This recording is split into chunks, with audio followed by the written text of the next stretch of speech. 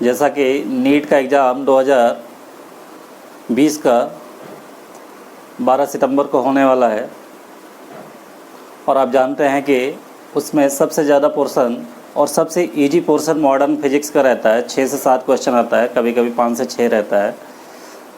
तो हम कुछ चैप्टर का पूरी यूनिट का, जैसे मॉडर्न फिजिक्स है, ऑप्टिक्स है, मैग्नेटिज्म है, कुछ जो ज़्यादा हॉटेस्ट टॉपिक है, जो कि जिसमें से ज़्यादा क्वेश्चन पूछा जाता है, उसको हम 12 तारीख तक कवर करेंगे।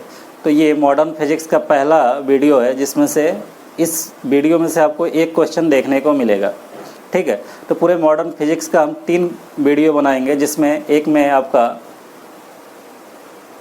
फोटो इलेक्ट्रिक इफेक्ट रहेगा, दूसरे में एटम एंड न्यूक्लियाई, और थर्ड में हमारा लॉजिक गेट। बहुत छोटा सा टॉपिक है, यानी कि 2 या 3 वीडियो में हम इसको कवर करेंगे और यहाँ से आपको 5 से 6 क्वेश्चन देखने को मिल जाएंगे। और क्वेश्चन का जो लेवल होता है बहुत ही ईजी रहता है। एनटीए पूरा एनसीईआरटी पे बेस्ड क्वेश्चन पूछ रहा है। तो चलिए क्वेश्चन को देखते हैं। पहले थ्योरी समझते हैं, क्योंकि फिजिक्स में बिना थ्योरी समझे आप न्यूमेरिकल नहीं सॉल्व कर पाएंगे, चाहे जितना आप फार्मूला रट लीजिए। तो एक बेसिक ओवरव्यू लेंगे थ्योरी का, क्योंकि ज़्यादा टाइम नहीं है हमारे पास कि पूरे डिटेल में पढ़ें, लेकिन इतना हम पढ़ लेंगे कि जिससे कि न्यूमेरिकल सफिशिएंटली बहुत ईजिली आप लोग सॉल्व कर लेंगे। तो चलिए देखते हैं फोटो इलेक्ट्रिक इफेक्ट क्या होता है। फोटो इलेक्ट्रिक इफेक्ट, तो नाम से ही आपको पता है कि फोटो इलेक्ट्रिक का मतलब होता है, photo means light, photo means light, electric means current, effect यानी कि लाइट से हमें क्या करना है, करंट प्रोड्यूस करना है। लाइट से करंट प्रोड्यूस करना है। तो ये कैसे प्रोड्यूस होता है इसको हम लोग समझेंगे। तो देखिए, एक मेटल प्लेट यहाँ पे है और एक दूसरा मेटल प्लेट यहाँ पे है, और यहाँ पे एक लाइट गन है, और ये हमारी फ्रेक्वेंसी की स्केल है और ये वेवलेंथ की स्केल है। तो देखो, लाइट गन को ऑन करते हैं और यहाँ पे एक जॉकी है। इस जॉकी को हम क्या करते हैं, लाइट बढ़ाते जाते हैं। तो लाइट यहाँ पे गिरती है। गिरने पे क्या होती है कि यहाँ से इलेक्ट्रॉन्स बाहर नहीं निकलता। तो जैसे जैसे इसकी फ्रिक्वेंसी बढ़ाते जाते हैं, लेकिन लाइट यहाँ पे गिरने के बावजूद इस मेटल से इलेक्ट्रॉन्स बाहर नहीं निकलते हैं। लेकिन एक फ्रिक्वेंसी मिनिमम, एक फ्रिक्वेंसी आपको मिलती है, वहाँ से उस फ्रिक्वेंसी पे पहुँच जाने पे क्या होता है कि जब लाइट यहाँ से गिरती है तो यहाँ से हमारी इलेक्ट्रॉन्स इमिट होती है, इलेक्ट्रॉन्स हमारी इमिट होती है। तो इलेक्ट्रॉन्स इमिट होगी, ये इलेक्ट्रॉन आगे बढ़ेगी। तो जिस मिनिमम फ्रिक्वेंसी पे इलेक्ट्रॉन का इमिशन शुरू हो जाता है, वही फ्रिक्वेंसी कहलाती है हमारी थ्रेशोल्ड फ्रिक्वेंसी, यानी कि the minimum frequency of incident light which is required to remove the electron from the surface is known as threshold frequency. यानी कि जो लाइट यहाँ से हम मेटल सरफेस पे इंसिडेंट कर रहे हैं, उसकी मिनिमम फ्रिक्वेंसी जहाँ से इलेक्ट्रॉन क्या हो, रिमूव होना शुरू हो जाए, उस फ्रिक्वेंसी को बोलेंगे हम लोग थ्रेशोल्ड फ्रिक्वेंसी। यानी कि इस फ्रिक्वेंसी से पहले अगर आपने लाइट भले ही इस मेटल सरफेस पे इंसिडेंट कराया, तब भी आपको क्या हुआ कि इलेक्ट्रॉन्स रिमूव नहीं हुआ। क्यों नहीं रिमूव हुआ? क्योंकि ये जो मेटल सरफेस है इलेक्ट्रॉन्स को बाउंड किए रहता है, तो उसकी कुछ एनर्जी होती है मिनिमम एनर्जी होती है। तो उस मिनिमम एनर्जी के इक्वल या उससे ज़्यादा अगर आप एनर्जी दोगे, तभी क्या होगा, लाइट बाहर निकलेगी। तो उसको बोला जाता है work function. The minimum energy required to move electron from metal surface is equal to the work function of the metal. यानी कि उस मेटल जो है, जो इलेक्ट्रॉन को बाउंड किए रहता है, मिनिमम उसके एनर्जी या उससे ज़्यादा आप एनर्जी दोगे, तभी इलेक्ट्रॉन क्या होगा, बाहर निकलेगा। तो ये मेटल का क्या कहलाएगा, वर्क फंक्शन कहलाएगा। तो यहाँ पे देखो, जिस वेवलेंथ पे इलेक्ट्रॉन, जिस फ्रिक्वेंसी पे इलेक्ट्रॉन निकलना शुरू होगा, उसको कहेंगे थ्रेशोल्ड फ्रिक्वेंसी, और उसके कॉरस्पॉन्डिंग जो वेवलेंथ होगी वो कहलाएगी थ्रेशोल्ड वेवलेंथ। यानी कि अगर इससे हम कम फ्रिक्वेंसी पे लाइट इंसिडेंट कराएंगे तो इलेक्ट्रॉन नहीं मिलेगा, हमें इलेक्ट्रॉन इससे बाहर नहीं मिलेगा। तो जब इलेक्ट्रॉन यहाँ से बाहर आता है, यहाँ से यहाँ चला जाता है, तो क्या होता है, हम जानते हैं कि इलेक्ट्रॉन के जस्ट अपोजिट डायरेक्शन में हमको क्या होती है, करंट मिलती है। तो यानी कि करंट की डायरेक्शन ऐसे होगी, एंटी क्लॉकवाइज, तो हमको करंट मिलेगी। तो इस करंट को बोला जाता है फोटो इलेक्ट्रिक करंट। यानी कि लाइट की वजह से हमको करंट मिला, तो इसको बोला गया फोटो इलेक्ट्रिक करंट। और इन इलेक्ट्रॉन को बोला जाता है फोटो इलेक्ट्रॉन्स, इसको बोला जाता है फोटो इलेक्ट्रॉन्स।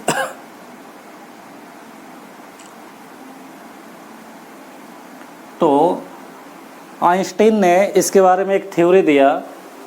इन्होंने कहा कि जो एनर्जी आ रही है इसकी फ्रिक्वेंसी है, तो E= हम जानते हैं h होता है, E=h होता है, यानी कि जो एनर्जी इससे टकरा रही है इलेक्ट्रॉन, इसके वर्क फंक्शन प्लस इलेक्ट्रॉन क्या हो रहा है, मूव कर रहा है, तो उसके पास कुछ काइनेटिक एनर्जी होगी।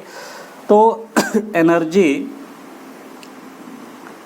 इसके work function plus kinetic energy के इक्वल होगा। ये इम्पॉर्टेंट इक्वेशन है, इसी के लिए आइंस्टीन को नोबेल प्राइज़ मिला था।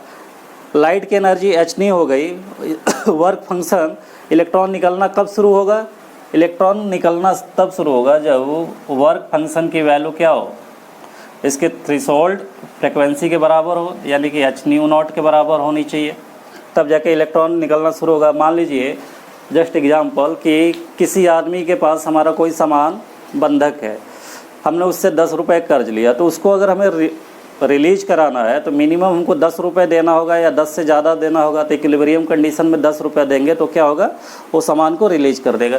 यानी कि इस मेटल सरफेस ने इलेक्ट्रॉन को बाउंड किया है, तो इसको यहाँ से फ्री कराने के लिए हमको मिनिमम कितनी एनर्जी देनी पड़ी, h न्यू एनर्जी देनी पड़ी। तो इलेक्ट्रॉन्स क्या हो गया, बाहर हो गया। तो सिर्फ हमको बाहर नहीं करना ना, इलेक्ट्रॉन्स को तो मूव कराना है क्योंकि इलेक्ट्रॉन यहाँ से मूव अगर हो गया तो इस पर क्या आ जाएगा, प्लस चार्जेज आ जाएंगे, इसको बोलेंगे प्लस चार्ज आ जाएगा। तो प्लस चार्ज क्या करेगा, इलेक्ट्रॉन को अपनी तरफ अट्रैक्ट करेगा। तो इसको मूव कराने के लिए हमको सिर्फ इतनी ही एनर्जी नहीं देनी, इसके बाद और फ्रिक्वेंसी को बढ़ाना है, तो जो बाकी के इलेक्ट्रॉन्स तो ये निकल गया, तो जो बाकी का एनर्जी आएगा वो क्या होगा, उसके काइनेटिक एनर्जी में कन्वर्ट हो जाएगा। यानी कि फॉर एग्जांपल हम ले लें कि हमने क्या किया, कोई आदमी है किसी के यहाँ कोई सामान हमारा बंधक है, ठीक है, तो 10 रुपये तो उसको रिलीज कराने में लगाए, फिर वहाँ से उसको सब कहीं पहुँचाने के लिए हमको और पैसे की ज़रूरत है, यानी कि 14, तो हमको कितना देना होगा, 14 रुपये देना होगा। तो 14 क्या होगा, जो पैसे हम दे रहे हैं, यानी कि जो लाइट यहाँ पे आ रही है। 10 क्या है, उसका वर्क फंक्शन जो मेटल ने बाउंड किया है। 4 क्या है, जो उसको ट्रांसपोर्ट करने के लिए भी तो पैसा चाहिए ना, तो ये 4 रुपये है। तो सिमिलरली ऐसे है कि एनर्जी हमने दिया, उसके वर्क फंक्शन, और उसके बाद वर्क फंक्शन के बाद जो एनर्जी बची उसके काइनेटिक एनर्जी में कन्वर्ट हो जाती है। तो ये आइंस्टीन ने कहा। आइंस्टीन ने ये माना था कि जो लाइट होती है उसमें छोटे पार्टिकल होते हैं जिसको फोटोन बोलते हैं। तो जब ये लाइट फोटोन के फॉर्म में आती है तो इस मेटल से टकराने के बाद क्या होता है, इलेक्ट्रॉन्स उस फोटो एनर्जी को एब्जॉर्ब करता है। एब्जॉर्ब करने के बाद एटम के अगेंस्ट वो क्या करता है, कोलिजन करता है, जिसकी वजह से ये इलेक्ट्रॉन्स बाहर निकलते हैं। यानी कि अगर जो फोटोन है इलेक्ट्रॉन से टकराया तो इलेक्ट्रॉन क्या करेगा, फोटोन की एनर्जी को एब्जॉर्ब कर लेगा और फोटोन की एग्जिस्टेंस ख़त्म हो जाएगी। तो इन्होंने ये कहा कि एक फोटोन एक ही इलेक्ट्रॉन को रिमूव करता है, ठीक है। ये आइंस्टीन का कुछ एजम्पशन था। तो हमने देखा कि वर्क फंक्शन, थ्रेशोल्ड फ्रिक्वेंसी, और इस पर 2-3 टॉपिक और हैं, उसको हम देखते हैं कि कैसे आगे इस पर न्यूमेरिकल सॉल्व और एक दो ग्राफ।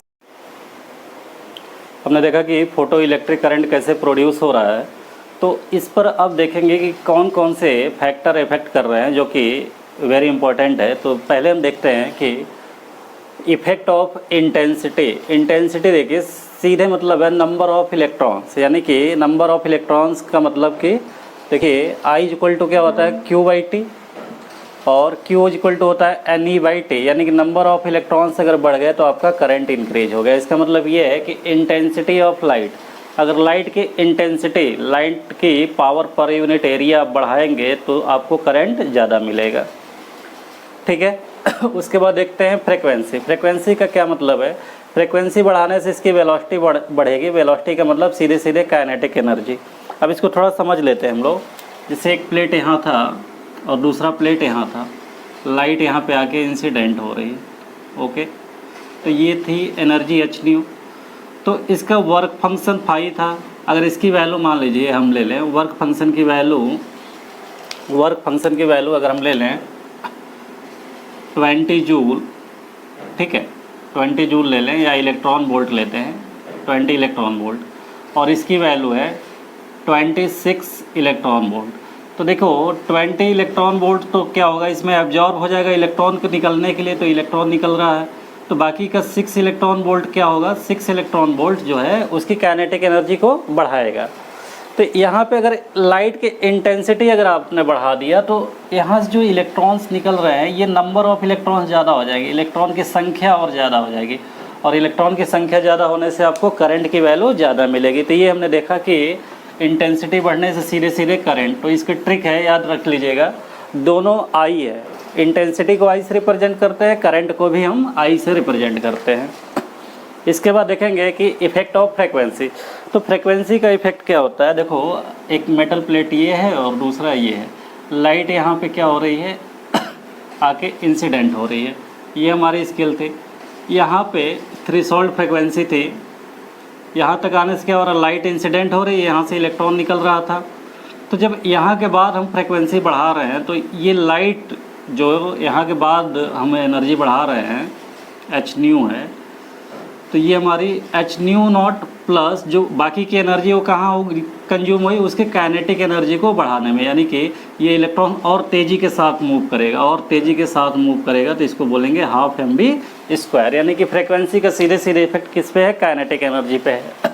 अब देखिए क्या होगा, स्टॉपिंग पोटेंशियल समझते हैं। Stopping potential, the minimum negative potential of A node eight which photo electric current becomes 0, यानी कि minimum potential of A node, minimum potential of A node, एक प्लेट ये है, दूसरा प्लेट ये है, लाइट यहाँ पे आके इंसिडेंट हो रही है, तो ये हमारा कैथोड बन जाता है प्लस, और ये हमारा एनोड बन जाता है नेगेटिव, यानी कि इसका potential, the minimum negative potential of A node, यानी कि इसका मिनिमम पोटेंशियल हम करें कि जो ये इलेक्ट्रॉन्स मूव कर रहे थे, ये इलेक्ट्रॉन्स मूव कर रहे थे, नेगेटिव पोटेंशियल इस डायरेक्शन में मूव करें कि ये जो इलेक्ट्रॉन है इस पर नेगेटिव चार्ज है, ये तो ये भी नेगेटिव चार्ज को क्या करेगा, रिपेल करेगा, रिपेल करेगा, तो इसकी वेलोसिटी 0 होती जाएगी। तो इसमें हम